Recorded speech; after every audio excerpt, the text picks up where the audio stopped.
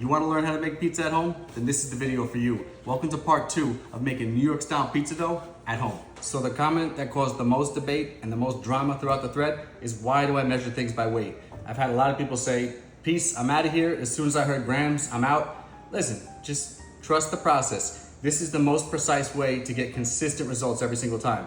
Doing it in cups and ounces and tablespoons, it's always gonna be off a little bit, and just a little bit of variation, whether it's just 1 or even a 0.5% of hydration, can change the entire recipe. Now for the part 2 video, I'm sorry, I'm not doing ounces, I'm not doing cups, and I'm not doing tablespoons. We're gonna stick with grams, but what I'll do is, I'll take away all the decimal points. So if you get annoyed with the 27.22, we're gonna have just straight figures. It's time to make pizza dough. You're gonna get started by measuring 1,361 grams of bread flour.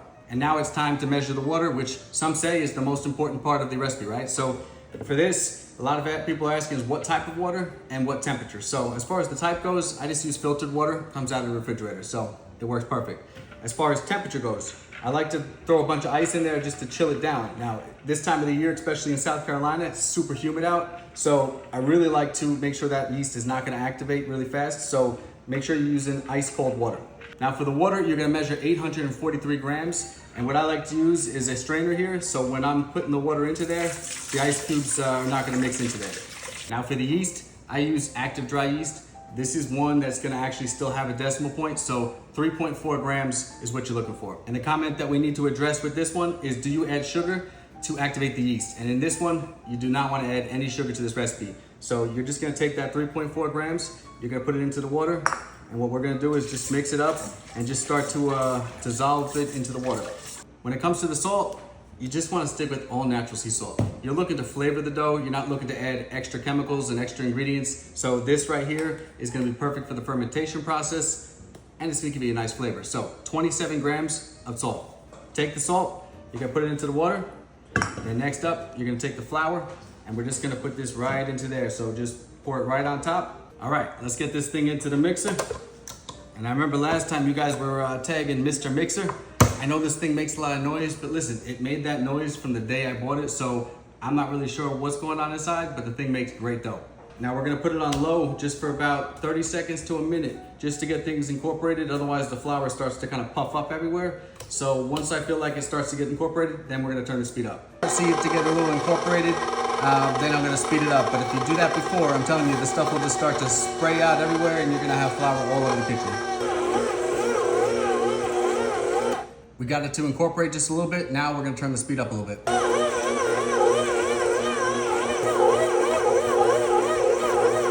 So the clip that you saw right before this one, this is probably about 4 minutes in, and you start to see that it's all getting incorporated. The flour is getting hydrated. Another 1 or 2 minutes after this, you're gonna start to really see it separating from the bowl, and then that's when we're gonna add the olive oil.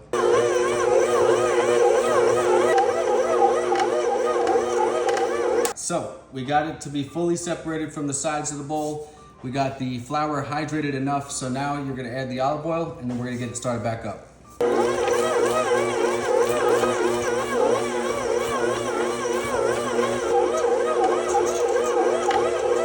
So we're done with everything in the mixer. Now, once everything's incorporated, you'll be able to touch it. It's not gonna be sticking to your fingers. You're not gonna see any more residue of olive oil. Now we're gonna take it out and we're gonna knead it by hand.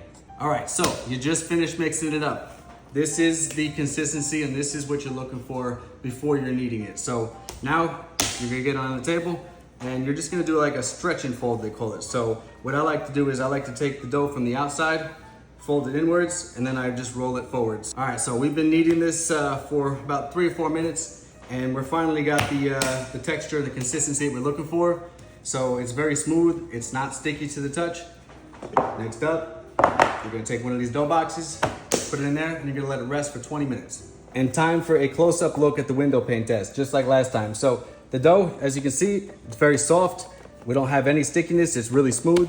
So what we're looking to do is just pull up a piece of this dough, and what you're trying to do is stretch it out. You wanna pull it thin, and you see how we're just pulling this out, and it's getting very thin, but it's not tearing open. That's how you know you're done. This is the window pane test. We made it to the final step, so if you're following along, congratulations, we're just about done. The next step, you're gonna take this dough, get yourself a scraper or a spatula, and you just want to scrape it right out of this dough box and right onto the counter. After the 20-minute rest and the window pane test, it's time to portion out the dough. So get yourself something to cut the dough up. You got this all stretched out here. So what I like to do is just cut a piece off, and over time you can eyeball it, but we're just gonna cut a little piece off here, put it on the scale, make sure it's set to grams, and we're gonna drop it on there. So you're gonna take a look right here. We're a little high. We took a little extra dough off, and now we got exactly 281 grams. That's close enough. Once you get the dough portioned out, it's time to make the dough ball. So the way I like to do it is I just fold it into it. So you're just gonna keep taking the dough and kind of stretching it inwards. And what you're looking for is a nice smooth top. You don't want to touch the top of the dough. You're just taking the sides and you're folding them in. And what it is doing is taking that air and it's trapping it inside this dough ball, so that when it starts to ferment, that's how you get all those little air pockets. So just keep twisting this, and then you're gonna pinch the bottom closed, and you got yourself a dough ball. The dough that I'm about to show you has been fermenting in the fridge for 48 hours. Now, the common questions that I got on the comments was, how long does it ferment for, and how long does it stay good in the fridge for? Can you freeze it? So I'm gonna address all that. So for the fermenting process, you really wanna wait the 48 to 72 hours if you can. Now, I use this dough after 24 hours and it comes out great. You're just gonna notice the texture and the structure of some of those air pockets is gonna be a little bit less than if you waited the full time period. Now, for freezing, I wouldn't freeze it after you fermented it. What I would do is I would portion these out after you did all the mixing, then I would put it in the freezer, and when you're ready to use it, take it out, let it thaw out, then you can let it sit in the fridge for maybe 24, 48 hours, and you're gonna have a nice cold fermentation process. But do not do it after the fact, because after that, you're gonna end up with an overproof dough. Now it's time for the comparison. These are the fresh ones that we just rolled up. These have been resting for 48 hours in the fridge. So, boom. When you first portion them out, they're gonna be very high. They're gonna almost look a little bit small. After they've fermented for 48 hours, this is what it should look like. They should still be round, so that when you take it out, we can get a round pizza. But you're gonna see some texture on those. You're gonna see little black spots. That's normal. That's just the natural fermentation process, and it's just creating flavor. Another question that I want to address, and this is one of the most popular ones as well, was after it's done fermenting in the fridge, how long do you let it rest before you start making the dough? So let's say this right here, it's been in the fridge for 48 hours. We want to make dough today. So what I do is I take it out 3 hours, maybe 4 hours, but usually between 3 and 4 hours. That's the rule of thumb. You want to get this dough fully up to room temperature before you start stretching it out. And that wraps up part 2 of New York style pizza dough done at home. And listen guys, this is the final product. This is what the dough should look like when you're done. If it doesn't, message me or put in the comments and we'll try to figure out what step went wrong. But listen, anybody can do this at home. You just gotta follow all the steps, trust the process, a little bit of patience, and you're gonna be making New York style pizza dough at home.